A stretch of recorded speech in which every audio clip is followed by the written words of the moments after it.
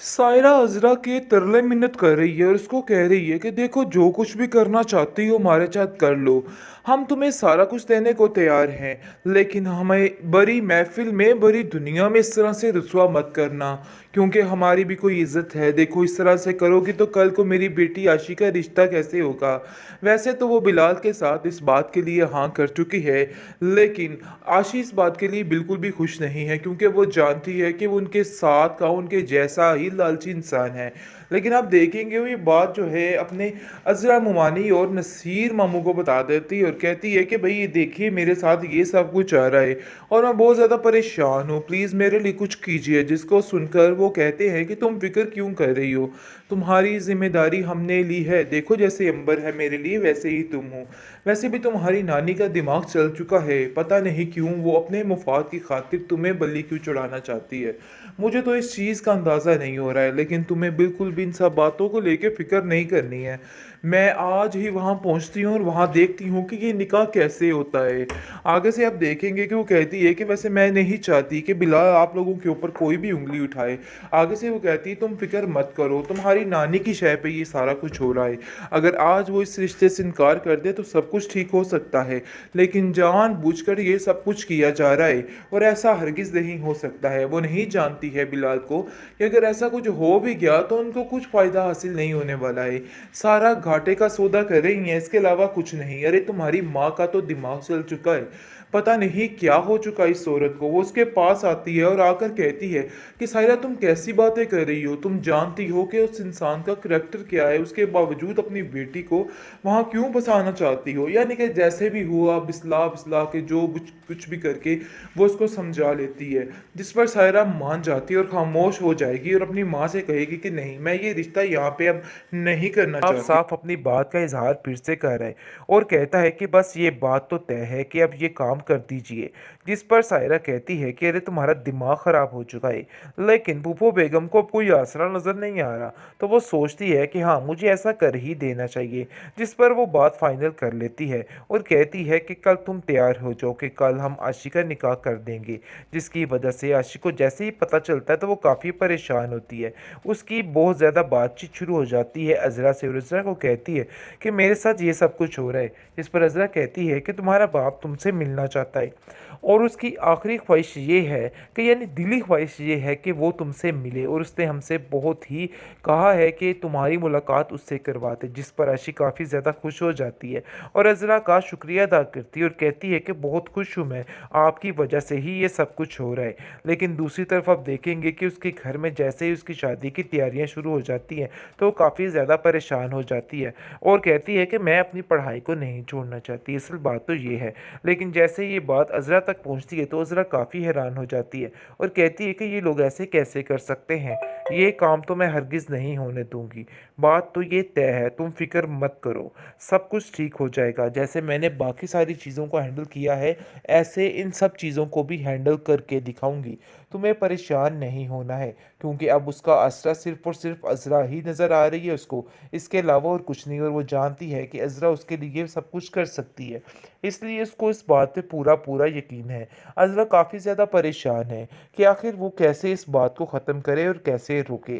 लेकिन वो ठान लेती है कि अब ये बात रोक कर ही दम लेगी ताकि अर्शी की ज़िंदगी में सुकून आ सके। जिसकी वजह से वो कहती है कि आप लोग कैसे इतने संगदिल हो सकते हैं, मैं आप लोगों को कभी भी ये हरकत नहीं करने दूंगी। जिसकी वजह से वे सारा काम रुकवा देती है। आखिरकार फूफो बेगम की अकल ठिकाने आ चुकी है। अजरा ने साबित कर दिया कि वो कुछ भी कर सकती है।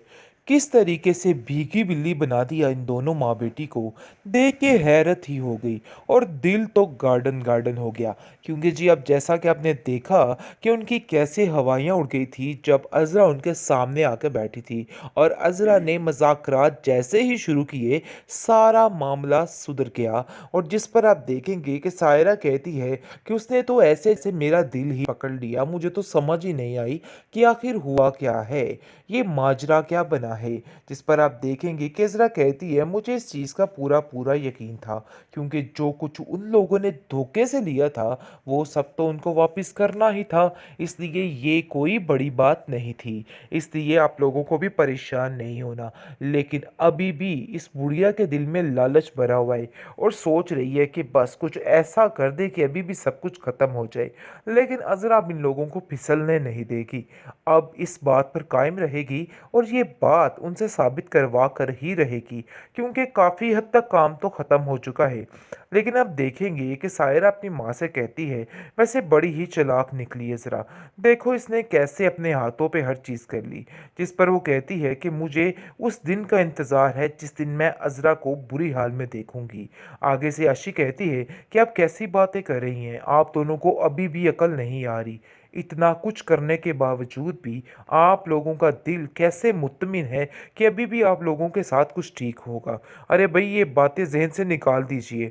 उन्होंने जो कुछ लिया है अपना हक लिया है, और आप ऐसा कैसे सोच सकते हैं, कैसा कर सकते हैं ऐसे? ऐसे हरगिज़ नहीं होगा। आशी इन दोनों को कहते हुए नजर आ रही है, लेकिन सायरा के दिल में अभी भी है कि कुछ ना कुछ तो हो ही जाएगा। लेकिन दूसरी तरफ बिलाल जो है वो अपनी नज़र टांग के बैठा हुआ है और साफ साफ अपनी बात का इजहार फिर से कर रहा है और कहता है कि बस ये बात तो तय है कि अब ये काम कर दीजिए। जिस पर सायरा कहती है कि अरे तुम्हारा दिमाग ख़राब हो चुका है। लेकिन भूपो बेगम को अब कोई आसरा नज़र नहीं आ रहा, तो वो सोचती है कि हाँ, मुझे ऐसा कर ही देना चाहिए। जिस पर वो बात फाइनल कर लेती है और कहती है कि कल तुम तैयार हो जाओ कि कल हम आशी का निकाह कर देंगे। जिसकी वजह से आशी को जैसे ही पता चलता है तो वो काफ़ी परेशान होती है।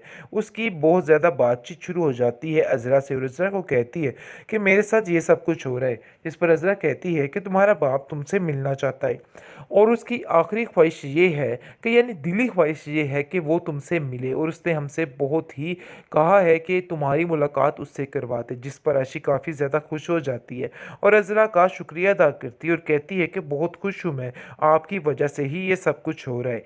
लेकिन दूसरी तरफ आप देखेंगे कि उसके घर में जैसे ही उसकी शादी की तैयारियां शुरू हो जाती हैं तो वो काफ़ी ज़्यादा परेशान हो जाती है और कहती है कि मैं अपनी पढ़ाई को नहीं छोड़ना चाहती। असल बात तो ये है। लेकिन जैसे ये बात अज़रा तक पहुंचती है तो अज़रा काफ़ी हैरान हो जाती है और कहती है कि ये लोग ऐसे कैसे कर सकते हैं, ये काम तो मैं हरगिज़ नहीं होने दूंगी।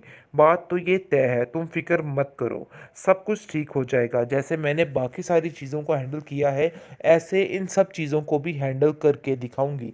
तुम्हें परेशान नहीं होना है, क्योंकि अब उसका आसरा सिर्फ और सिर्फ अज़रा ही नज़र आ रही है उसको, इसके अलावा और कुछ नहीं। और वो जानती है कि अज़रा उसके लिए सब कुछ कर सकती है, इसलिए उसको इस बात पे पूरा पूरा यकीन है। अज़रा काफ़ी ज़्यादा परेशान है कि आखिर वो कैसे इस बात को ख़त्म करे और कैसे रोके।